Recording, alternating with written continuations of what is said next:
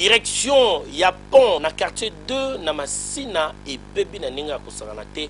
Paul Tosso a pour un reportage. Awa tozali na commune ya Masina quartier 2 na direction pont à son frère.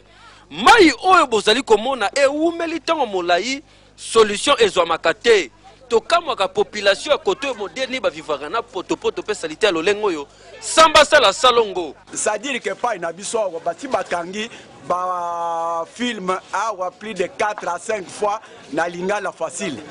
Tout le monde a action moko ya malonge salamaka ezalaka te. Il a fallu quand même que lokola ba samedi wana ezala salongo collectif.